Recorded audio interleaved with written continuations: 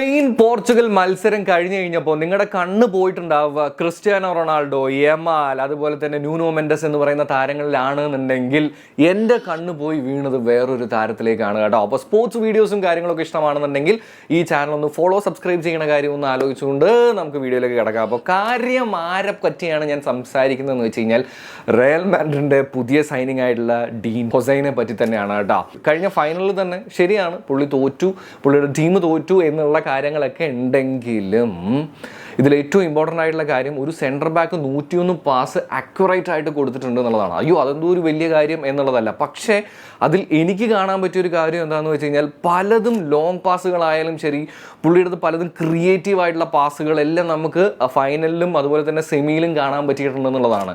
And ഒരു centre back എന്നുള്ള നിലയിൽ നമുക്ക് പൊതുവേ അറിയാലോ ഗോൾ അടിക്കലൊക്കെ കുറവായിരിക്കും. പക്ഷേ നിങ്ങൾക്ക് ഈ നേഷൻസ് ലീഗിൽ തന്നെ സെമി ഫൈനൽ മാച്ചിൽ ഓഫ് സൈഡ് ആയിട്ട് പോയ ഒരു ഗോളുണ്ട്, ഡീൻ ഹുസൈൻ അടിച്ചിട്ടുള്ള ഒരു ഗോൾ തന്നെയാണ്. പക്ഷെ അതൊരു ഓഫ് സൈഡ് ആയിട്ട് ഗോൾ കിട്ടിയില്ല. പക്ഷേ അതിന് പുള്ളി എടുത്തിട്ടുള്ള ഒരു എഫേർട്ടും പുള്ളിയുടെ ആ ഒരു സ്റ്റൈലിൽ അടിച്ചിട്ടുള്ള ഗോളും ഉണ്ട്. അതിന്ന് നമുക്ക് മനസ്സിലാക്കാൻ പറ്റുന്ന ഒരു കാര്യം എന്താണെന്ന് വെച്ച് കഴിഞ്ഞാൽ റയൽ മാഡ്രിഡിൻ്റെ ഈ ഡിഫൻസിലേക്ക് വരാൻ പോകുന്ന one of the best signing തന്നെയാണ് ഈ താരം എന്നുള്ള കാര്യത്തിൽ ഒരു സംശയമില്ല. കാര്യം എന്താണെന്ന് വെച്ച് കഴിഞ്ഞാൽ റൂഡിഗറിനെയൊക്കെ വന്നു കഴിഞ്ഞപ്പോൾ ഓണസ്റ്റായിട്ട് even though I am not a Real Madrid fan, വേണ്ടായിരുന്നു എന്നുള്ളൊരു തോന്നലുണ്ടായിരുന്ന ഒരാളാണ് ഞാൻ. അത് പിന്നീട് ഇങ്ങോട്ട് ഇപ്പോൾ നോക്കുകയാണെന്നുണ്ടെങ്കിലും ശരിയാണെന്നാണ് എനിക്ക് പേഴ്സണലി തോന്നിയിട്ടുള്ളത്.